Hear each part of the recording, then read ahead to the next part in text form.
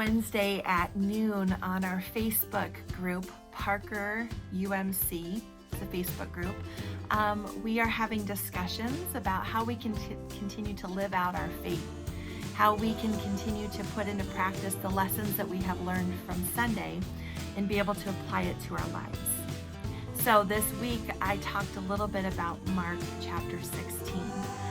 Mark chapter 16 is a wonderful place to start off with a resurrection story because the Gospel of Mark is condensed and very to the point. And so there's not a lot of extra words, a lot of extra stories, but it kind of sums up exactly what is happening. So Mark chapter 16 begins with Mary Magdalene, Mary the mother of James, and Salome who go to the tomb. And they're going so they can embalm Jesus. And as they get there to the tomb, they begin to wonder, who's going to roll back the rock, the stone away from the tomb for us? Because they realize that it is really heavy and they can't do it on their own. But when they get there, they see that stone has been rolled away for them. And so they're able to walk right in, and they have this experience with a man that they don't recognize who's dressed all in white, and they're taken back and astonished. And he says to them, "Don't be afraid. If you're looking for Jesus, he is not here. He has been raised up. And you can go and see for yourselves that the place is empty, but he is not here. So go and tell the disciples. Tell them exactly what you have seen and what you have heard." And so they run. They're beside themselves. They run ahead and their heads are swimming and they are stunned. And they reach the disciples and they tell them about this story. Mary Magdalene also goes and she tells what she sees as well, but they don't believe her. They don't believe her.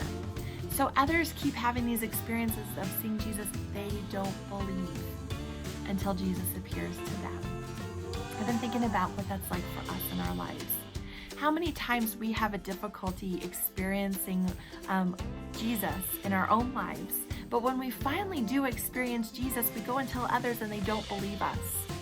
Or maybe there's been a time where people have not believed, we haven't believed other people when they were telling us the story of how they experienced Jesus. It's really hard for us to understand. And yet when we experience God's love and grace in our lives, when we experience the resurrected Jesus, we can't help but go and tell. So there's a lot of parts of this story that are really powerful, but I think the one that is really important for us to think about is that rock, that stone that has felt like it has been in our way. And what are those stones? Barb asked that question in her sermon on Sunday. What are the stones that are in our way that keep us from that new life, that keep us in the tomb? Barbara Brown Taylor asks these questions. She asks this question: in what tombs have your soul been buried this year? Chronic hopelessness, persistent anxiety, disappointment, grief, self-doubt, fear that our joy seems fragile and it's not real. These are what they call the sighs that are too deep for words. It's our inability to take that first step, to live into that joy, live into that hope. So what are the tombs that you have felt like you have been buried in this year, especially in a pandemic year? What are the tombs that have kept you from new life? Right now, we have a chance to begin to experience the new life. Not only is it springtime and we're starting to see those bulbs come out and those flowers start to emerge, the buds on the trees, but also Easter reminds us of new life, a season of newness. So what are the tombs that you need to step out of and to embrace that new life, that resurrected life that you are called into? This East Indian Jesuit priest writes this: each time we love again, after having our love rejected, we share in the power of resurrection. Each time we hope again, after having our hope smashed into pieces, we share in the power of resurrection. Each time we pick up the pieces, wipe our tears, face the sun, and start again, we share in the power of resurrection.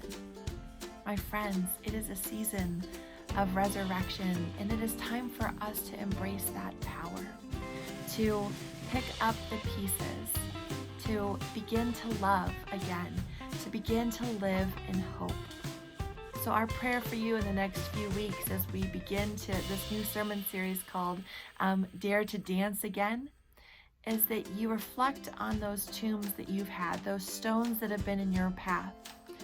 And then you begin to think about the ways in which you have experienced God's presence in your life, the ways in which you have experienced the resurrected Jesus, and how you can live into that hope and joy that God has called you to.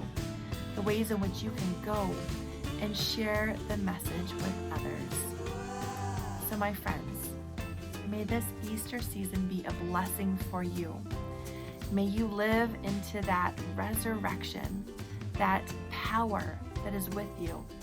May you go and share the good news with others, reminding them that Jesus is alive and God is with them always.